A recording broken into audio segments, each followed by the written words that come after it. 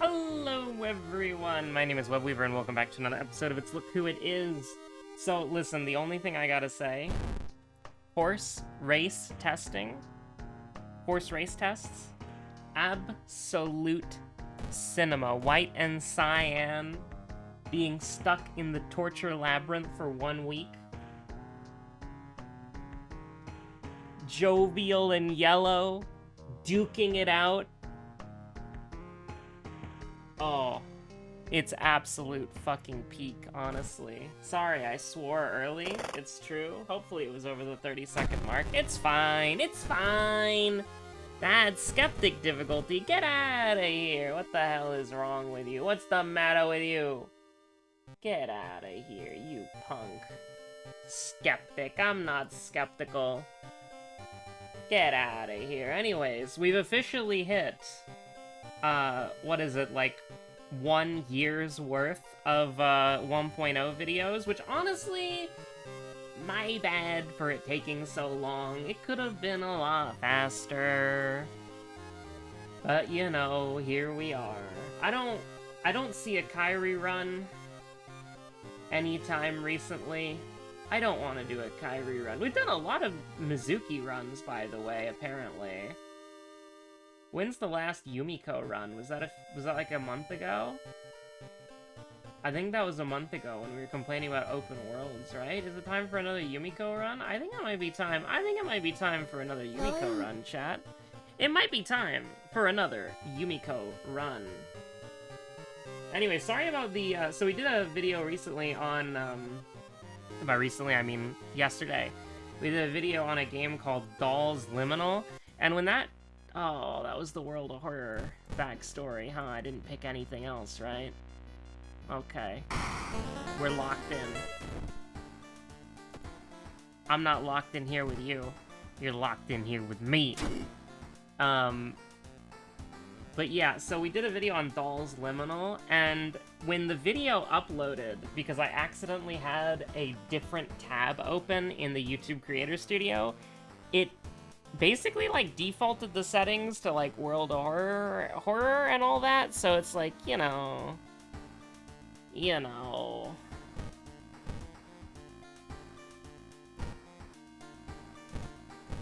I think I fixed most of it, but I don't know, I'm pretty lazy right now.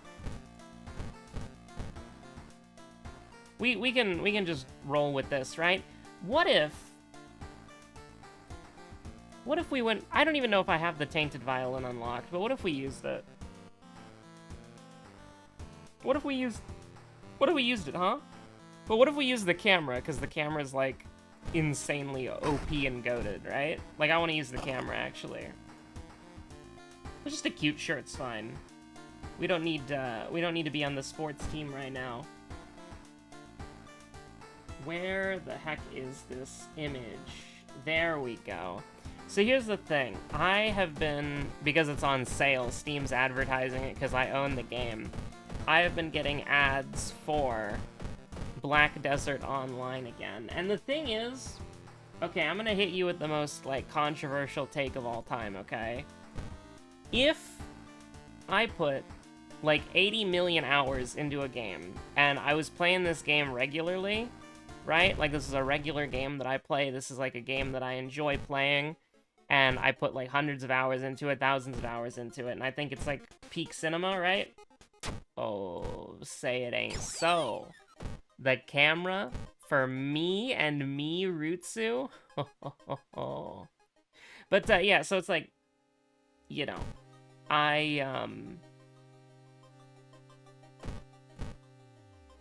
if I put a lot of time into the game, and if I had a lot of fun playing it, would I be okay with pay-to-win microtransactions that lock basic features of the game out, and you have to, like, pay, like, $50 for these basic features?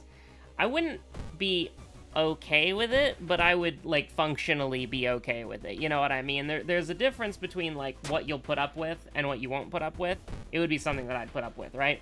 I would buy the tent for, like, $50. I would buy the glamour outfit for, like, 20. I would buy the maid for like $12 or whatever, you know, just to unlock some basic quality of life features during my time playing the game better. And it's like, listen, the game's $10, it has no subscription, they gotta make their money somehow. I wish it wasn't through pay-to-win microtransactions that are actually, like, macro transactions where you spend, like, $50 for, like, you know, basic game functionality. But, like, if Black Desert Online was Peem, you know, if it was peak, would I be okay with it? No. Would I buy it? Probably, yes. But the thing is, and this is a good thing, honestly, is I have never been able to sit through the sort of beginner experience of BDO to where, like, the game starts getting good, and then I'm like, oh yeah, this game is peak, and then I start spending money on it, you know? Like, maybe once every year or every 2 years, I'll download BDO again because they came out like a new class or something, or like a new expansion or a new zone or whatever, and I want to try it out. But I never will. And I'll, like, create a character, I'll be like, oh, this character's so cool, I really like this character. And then I'll play the game for maybe 5 hours, maybe 10 hours if we're feeling crazy. And then I'll just put it down. I'll put the game down, and I'll just eventually uninstall it, because I'm like, this is like 80 gigs, I don't really care anymore, I'm not playing it.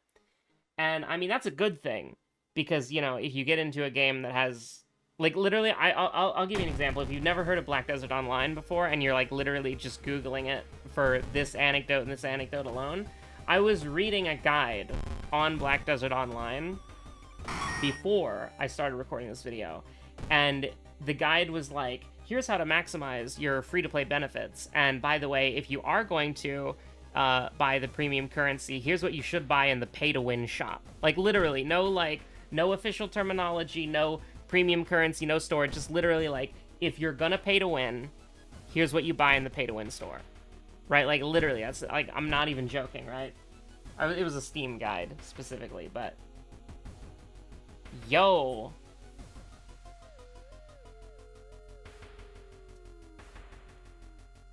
They will find her one day.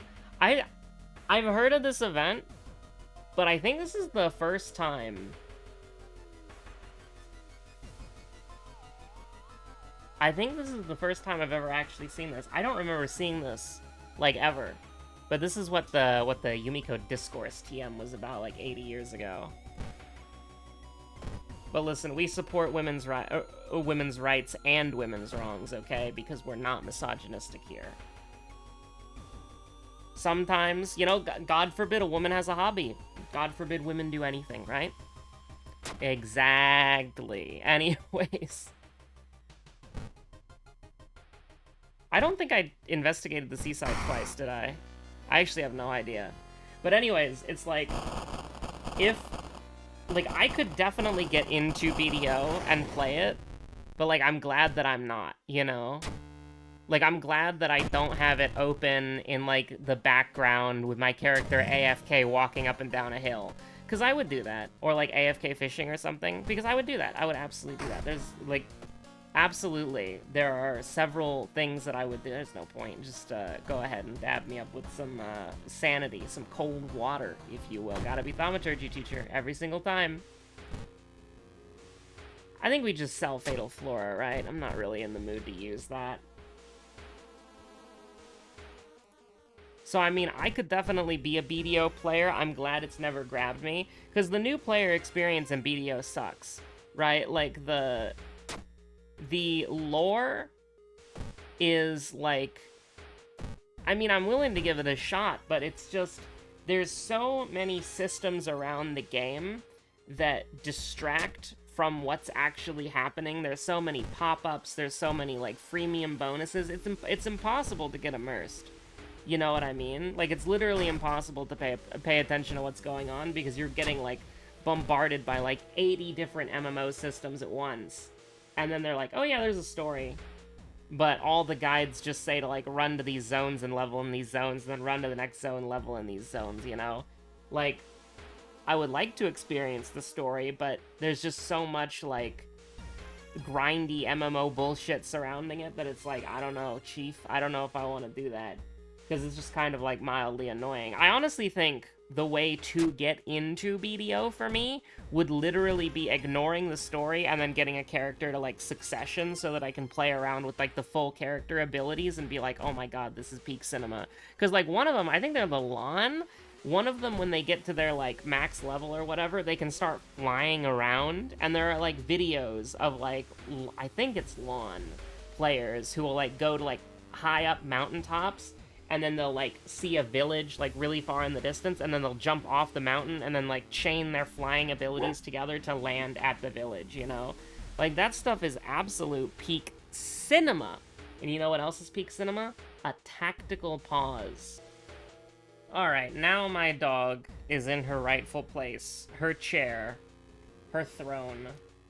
And away from the window, so she's not gonna bark at the cat that's hanging outside.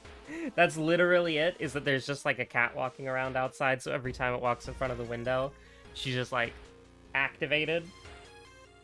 I mean, she still can see the window, but, like, the place where the cat is sitting is, like, off to the side, so it should be fine. Should be completely fine. That cat knows what it's doing, dude. I swear. But I think the thing for BDO with me is, like, if I got to play, like, actually good peak BDO, I think I'd be hooked.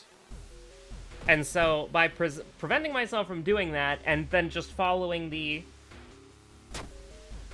abysmally dogshit new player experience, I exist in a very nice category of, like,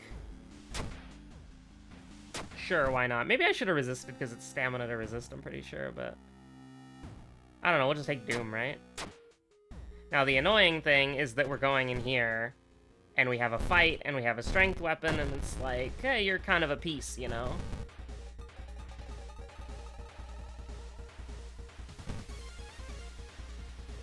I almost wonder if it's worth, like, doing a camera flash here, if I can even do that.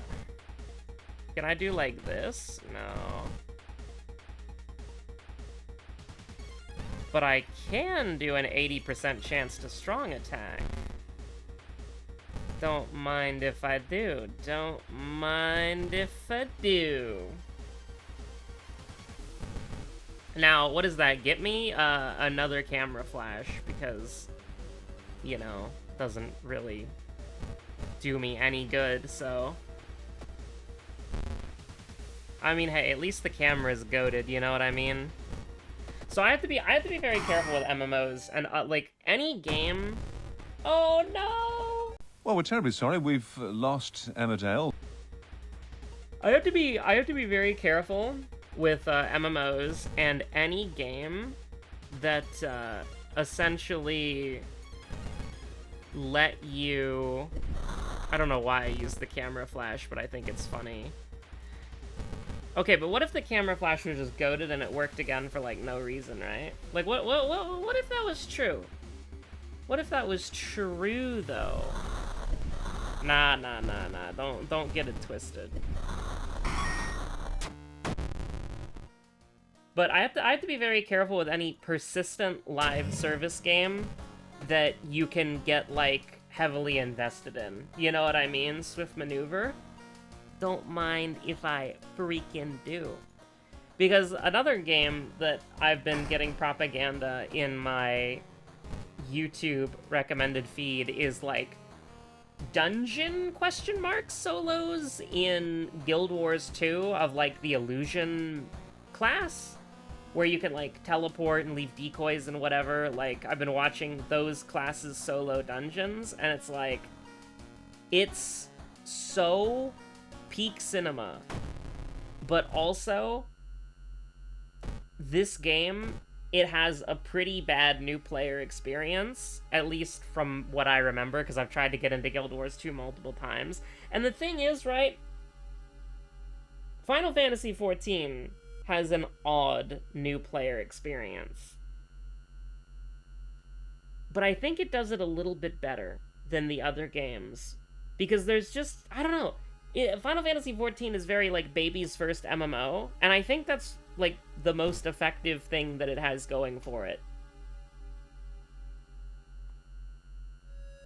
Because, you know, it might be baby's first MMO, but, like, I was able to actually get into the double discharge summary. Have you ever seen anything like this, chat? I mean, yes, you have on this channel before, because this is not a new thing to occur, but it's pretty pog. This isn't even medical history either, though, so that's actually pretty neat. But, like, I don't know, like, whenever I do one of the, like, class starting stories in Guild Wars 2, it doesn't... The vibe's not there, you know what I mean? The vibe's not there. And I never get into it. And I'm really happy that I never get into it, because, oh, hello, bless you. Dog sneeze? Oh my god, dogsneeze.mp4? Hi. Little sneezy dog. But, it's like, okay. If you had a... How do I put this? Like, MMOs take up a lot of time. They take up a lot of time. And stuff like Guild Wars 2 and Black Desert Online looks really, really fun. And it probably is. But if I get into it, then you know what happens? Well, it's very shrimple what happens, okay? It's the greatest combo piece of all time, honestly. You know, they're saying that it couldn't be done. Maybe we could get, No, we're not getting the prep strike thing. Just making sure my dog's okay. She's doing a little bit of sneezing still. Hello? She's been to the vet recently, and the vet said everything checked out, so I'm sure she's fine.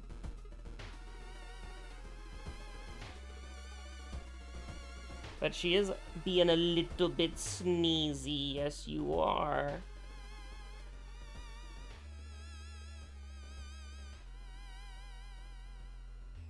I think we go Haunting Dreams and Strength, just because, like, getting the extra healing is pretty good.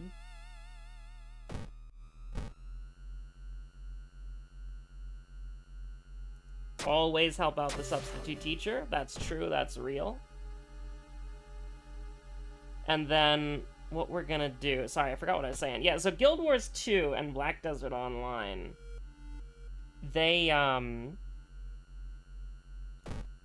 look really fun. They have really cool, like, classes, they have really cool play styles and gameplay, and, like, really cool, like, dungeons and, like, things that you can do in the games. The gameplay loops seem fun. It's just that getting into an MMO without a friend holding your hand is basically an impossible thing. Unless it's like baby's first MMO, or you have a reason to stick past the awful, abysmal dog shit start, right? And I think Final Fantasy XIV does it pretty well in the sense of, like, how do I put it? I mean, we want the knowledge. We want the knowledge. Yes, we do. Final Fantasy XIV does it well in the sense that it's like a clunky JRPG that you can basically play solo. And I think that does definitely mean a lot, right? Because there's so much that you can do through Final Fantasy XIV solo.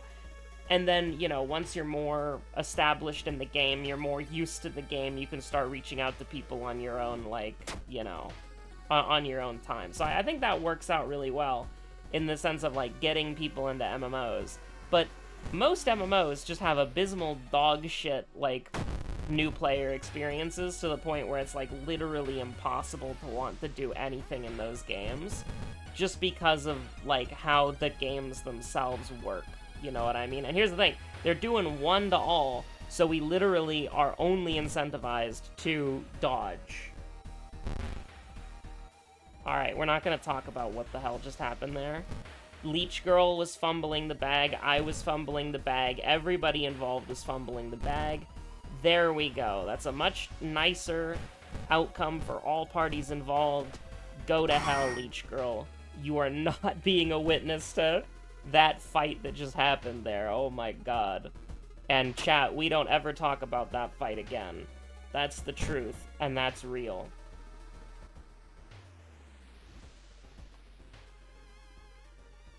But, like, if MMOs were able to have good new player onboarding, outside of just, like, friends passing the curse along, how do I put this?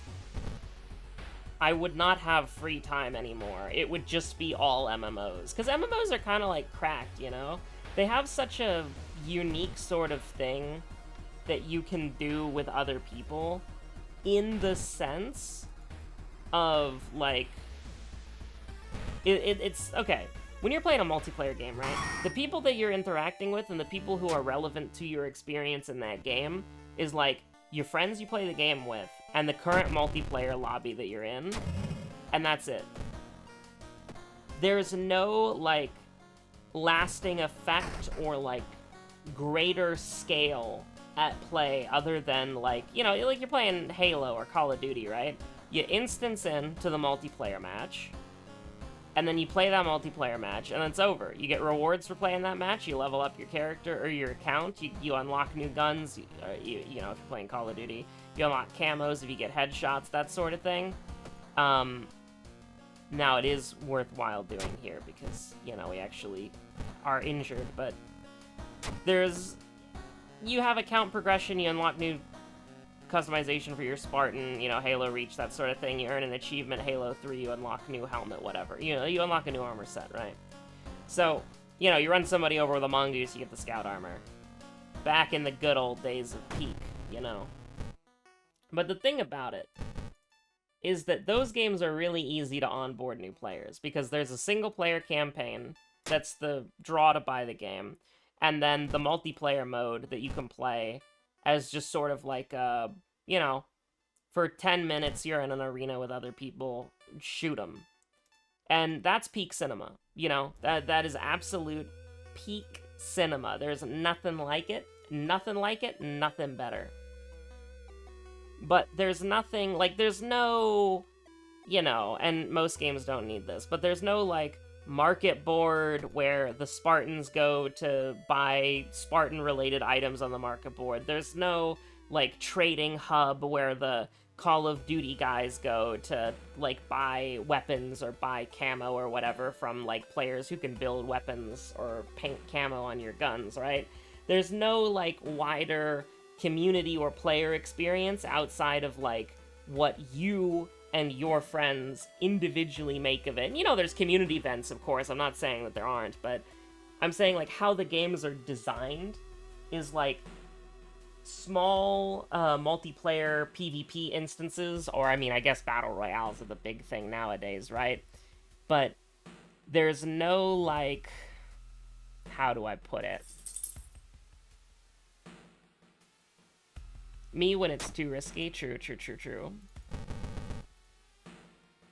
There's no, like, wider context or wider sense of scale, is basically what I'm trying to say, right? There's no, like, context to whatever it is that you're doing. You know what I mean?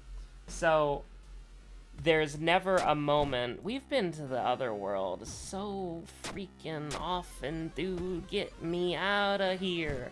There's no wider context to anything that's actually happening. Things are just happening, and they're localized in small instances that are over in, like, 10 minutes. So, but in an MMO, you know, you have, like, this sort of, like, end game goal. There are dungeons that are really difficult to do. There are things that you work towards, you know. There are persistent goals and things to achieve and acquire and, like, do, you know? And some of those might be small, instance-based PvP stuff, or they might be, like, independent questing or whatever, right? But there is, like, in other games, you know, these things are, like, localized or entirely in the context of what's happening, right? Like, you'd go into a Halo match, and there'd be this one guy who it's like Team Slayer, right? First to 50 kills wins, or first team to 50 kills wins. And there's just this one guy on the enemy team who gets, like, 38 kills, 40 plus kills, and you're like, holy shit, that guy was a beast, you know? But like, you know, you might tell a story about that guy. You might be like, oh, you know, when your friend logs on, you might be like, whoa, bro, you missed some crazy shit earlier. That guy was nuts.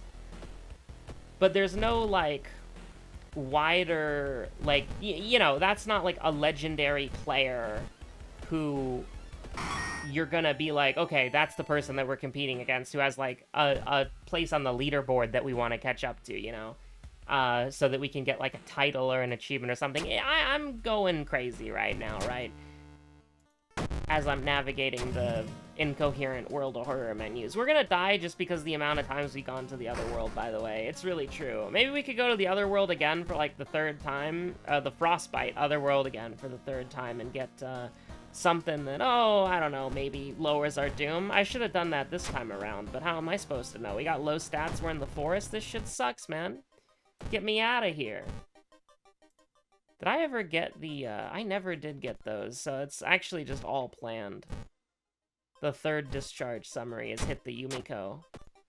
Get this girl out of the hospital. She's been discharged so many times. Mummified heart, holy shit, wait a minute. That's actually, like, a useful item. I don't really, sure, we'll drink the dexterity drink right now. And are we ever going to the school? I don't know, give me the painkillers. Actually, let's take the painkillers right now, just so that we don't have to hold them in our inventory. But with an MMO, you have that wider context. You have, like, that ability to impact other people, even in subtle ways. Like, I'll give you an example, right? I am helping some people gear and pentameld in Final Fantasy XIV, right? And somebody bought all of the quick tongue materia and all of the, there was another kind of materia. Was it determination? I think it was actually just quick tongue, right? Is somebody bought all of the quick tongue material on Coral. So then that caused me to leave Coral, I wanted to go to Balmung because the Universalis website said that Balmung had the cheapest quick tongue materia, but Balmung was congested, so I couldn't go there. So I ended up going to Brynhildr, and I bought, because there wasn't that much of it, I bought all of the quick tongue material on Brynhildr. And so that means that there was somebody out there who was selling quick tongue materia who got a big payday and then had to list their extra stock, right? So people had to, and I mean, admittedly, some of these people are probably just like automated trading bots, right?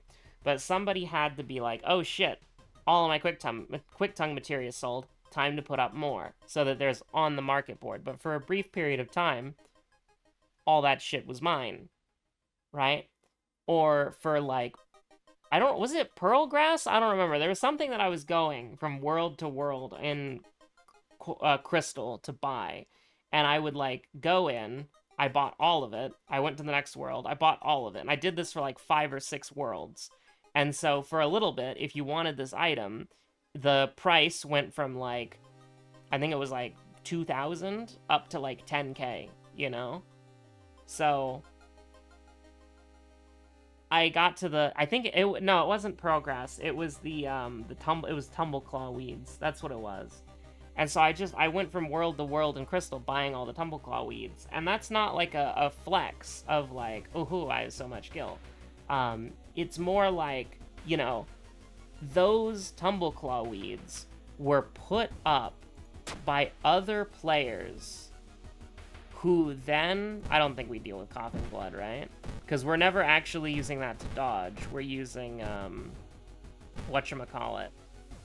We're using, the camera to dodge, which is actually a pretty neat, counter to losing dexterity, which is we're not dodging with the dexterity action.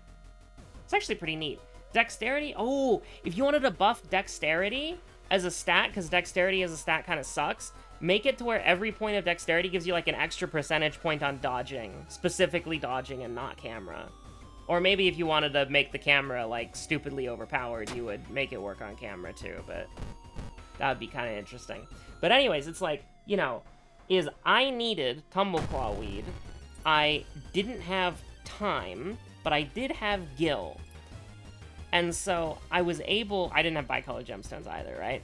So I was able to, through the effort of other players, get the Tumbleclaw weed that I needed for what I was working on. And the result of that was that 5 worlds in Crystal needed to restock the Tumbleclaw weed on their market board, which isn't difficult, it's not hard. You know, that shit basically happens automatically because a lot of people use trading bots, right? If you've ever gotten into an undercutting war on the market board, now you know why, right? Because that just kind of happens. But the thing is it's like, that is fundamentally, in my opinion, interesting. Those little interactions, I'm not even talking with another player, I'm not even interacting with another player in, like, communication-wise, but my actions and their previous actions in the past are affecting what I can and can't do, you know? So it's like, I'm trying to get this item, other players have this item, I don't want to get this item manually by hand, other players already have this item, I have this skill, and it's this trade. And it's this trade on such a large scale that the people who, you know, are involved in this, they are affected by this in a meaningful way, right? So that, to me, is the interesting part of an MMO and why MMOs are compelling, is like, I can do something passively that impacts what other players will do passively, right? And that's just not even through, like, real interaction, you know what I mean? That's just through, like, passive, like, market board interaction. So this item targets vampire enemies only.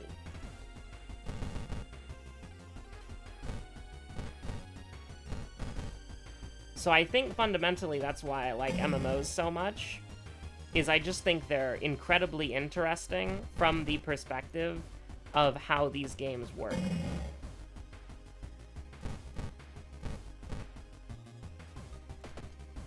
Damn, the camera's, like, really OP, by the way. Like, that's true and real.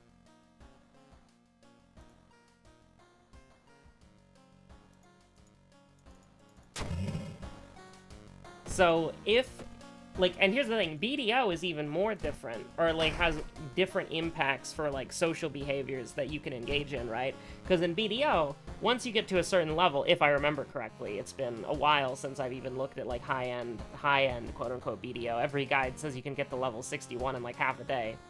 But, you know,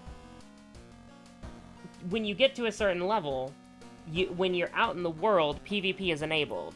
And the grinding spots have limited mobs, so it's possible to fight other players for those, like, EXP spots, right? It's possible to do world PvP to protect your EXP gains and your, like, item drop farming.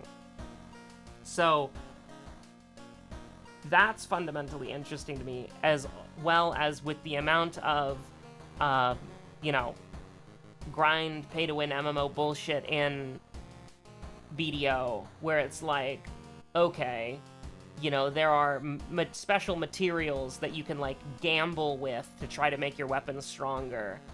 And so it's like, you know, what can you do in BDO that influences how other players interact with those systems, right? Can you sell those things to other players? Can you prevent other players from acquiring those items through world PvP? Can you, like, dominate or take over the spot where people would grind for those items?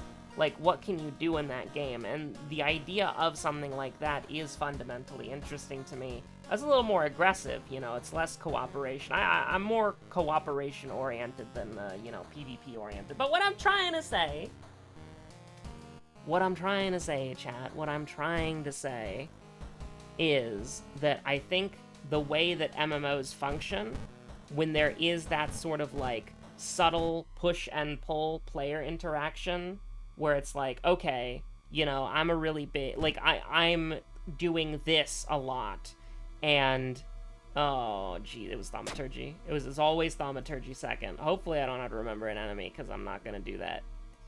But, you know, it's just sort of like, the way that these games work, from, like, community-driven and, like, interactions with players, and how that is sort of how the games work. Like, there's a lot of things in Final Fantasy XIV that if there was no player market board, you would have to get, like, manually by yourself, and some of those items and the quantities that you need them, probably a pain in the ass.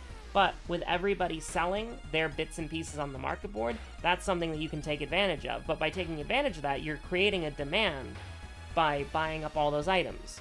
You know, I think stuff like that, those little interactions that you don't even notice that you have with other people, that you might not even think about because they're faceless. You know, it's like, oh, you know, it's just some name on, that's just some retainer name on the market board. I don't care about that.